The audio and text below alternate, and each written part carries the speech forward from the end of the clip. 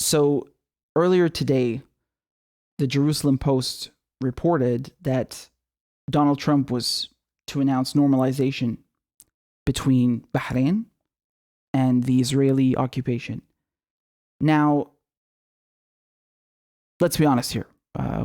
We're not really surprised, are we? So when the Emirates, the UAE, decided to normalize ties with Israel a few weeks ago, I told you that it's only a matter of time before Bahrain do the same thing, Saudi Arabia, Oman. I said Kuwait mistakenly, but no. Kuwait have been pretty solid. But here we are. Bahrain is going to be normalizing ties with the Israeli occupation. Right? So here we go. Donald Trump released a statement on Twitter. I'm not going to bore you with the details, but they will be sitting down in the White House and signing it. And, you can see from his 12-year-old syntax over here, another historic breakthrough today. I love how he just capitalizes random words. Our two great friends, Israel and the Kingdom of Bahrain, agreed to a peace deal, the second Arab country to make peace with Israel in 30 days. Oh, wow. So, this is a, quote, this is a historic breakthrough to further peace in the Middle East, the United States, Bahrain, and Israel said in a joint statement. So, yeah, they're blowing smoke up each other's bums. And look here, the King of Bahrain reiterated the necessity of reaching a fair and lasting peace between the Israelis and Palestinians based on the two-state solution in a call with Netanyahu and Trump. Oh, well, that's interesting. Where were the Palestinians on this call? I mean, this is so insulting. They come in after the fact, after they've decided to publicly normalize ties. They lie about this somehow being good for Palestinians, and no Palestinians were involved with this whatsoever. In any of it. I mean, just like with the Jared Kushner peace plan, no Palestinians were involved with that. No Palestinians were involved with the negotiations and dialogue between the UAE and the Israeli occupation. And once again, the same thing here. How is that a peace plan when you're excluding the other main party? Also, what peace exactly? Peace for whom? It's ridiculous. Palestinians are still under occupation. They're still under siege in Gaza. They're still having their homes bulldozed in the West Bank. They're still being murdered and killed in broad daylight. They're still living under an apartheid system, genocide, ethnic cleansing. What peace? Peace for whom? It's absurd. This is disconnected from reality. It's a slap in the face. It's insulting. So, the other day also, I don't know if you saw this, but Trump had another quote-unquote peace deal in the works between Serbia and Kosovo. So you may have seen this video of the Serbian president, Vučić, during the signing of the agreement. This was in the Oval Office. So take a look at his reaction when Trump mentions that the embassy will be moved to Jerusalem. Opening a commercial office in Jerusalem this month and to move its embassy to Jerusalem in July. That's fantastic. That's a big thing. That's a very big statement, and we appreciate that very much.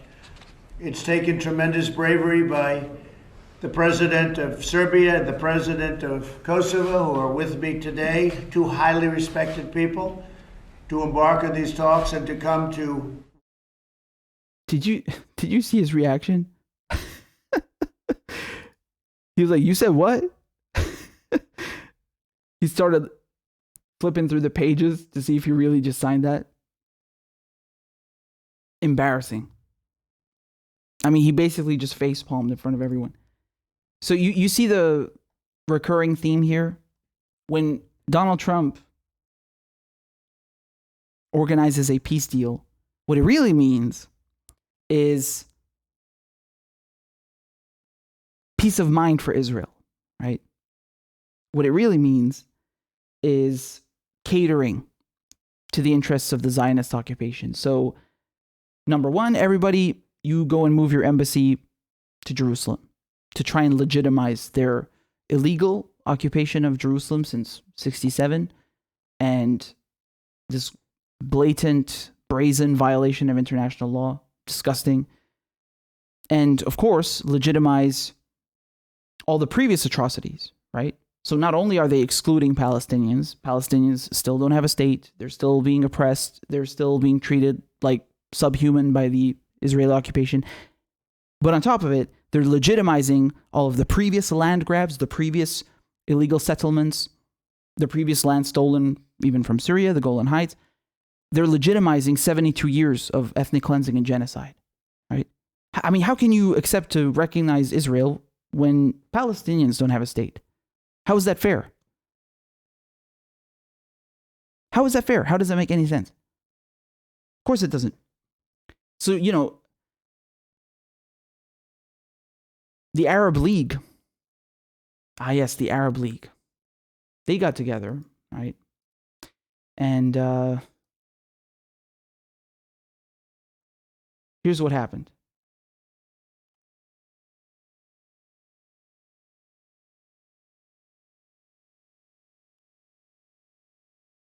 During a meeting, Arab foreign ministers refused to endorse the Palestinian draft resolution that rejects the Israel-UAE deal. Yes. So they refused to condemn the normalization agreement between them. And as it says here, the refusal of the Arab League foreign ministers to endorse a Palestinian draft resolution against the Israel-UAE agreement will pave the way for other Arab states to establish relations with Israel. And here we are, 2 days later, right? Bahrain, they're in line, next in line with the Emirates. So, moreover, you can see down here who opposed this. So the countries that refused to endorse the Palestinian draft resolution were the UAE and Bahrain, no surprise, Egypt and Jordan, and Morocco, and Sudan, objected to its harsh wording. Oh la la, the harsh wording. Yeah, what about the harsh conditions that Palestinians are living under, huh? Ya awladin al-sharmuta.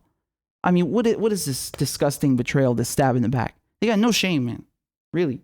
Again, I'm pretty sure most of the people in all these Arab countries are not okay with what's going on. First of all, the UAE, the Emirates, 80% of their population are foreigners.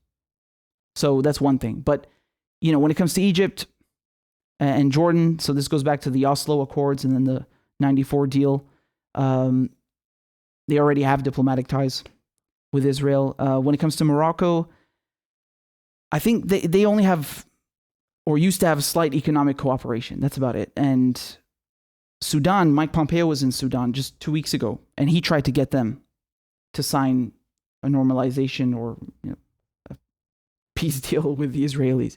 They told him no, that it's not possible at the moment, but I'm afraid it's going to come sometime soon.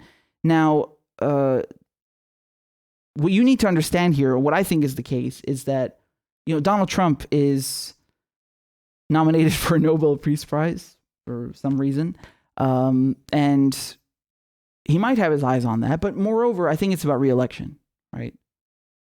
I think it's about re-election. So that's why he did this between Serbia and Kosovo, Bahrain, the Emirates, and Israel. They tried to get Sudan. They call it a peace deal, but it's just to try and win some political points and capital before re-election, so Trump can tout himself as some kind of statesman and diplomat, and oh look, it's the first peace deal in the Middle East since 20 years. Oh, look at me, I'm so brilliant. And the other day he announced troop withdrawals from Iraq. Again, just political theater. They're not leaving Iraq. He said they're going to stay there for at least another 3 years, meaning 30 years. It's never ending.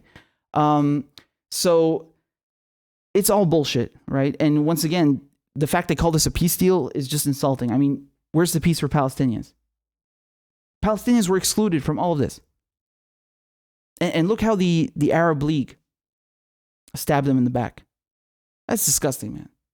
Once again, if you're recognizing the Israelis and establishing ties with them, you're doing it at the expense of Palestinians. That's Palestinian land. Palestinians died for that, okay? Well, not died for that, they died because of it. Palestinians died as a result of that. They were, and still are, under brutal military occupation, being ethnically cleansed, don't even have their own state. How can you allow that? How are you tolerating and rehabilitating and accepting all of the atrocities committed against them? It's insane. It's insane. The absolute stab in the back. Again, I'm not surprised though. The Arab League, I mean, they kicked Syria out of the Arab League. Or their membership is like suspended since, they started the regime change war in 2011. Syria. Can you believe that? I remind you, in Arabic, we have a phrase. It's Surya قلب العروب النابضة. Okay?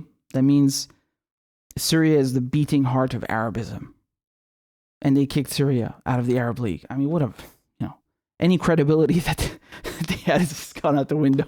They're just implementing Western foreign policy at that point, right? And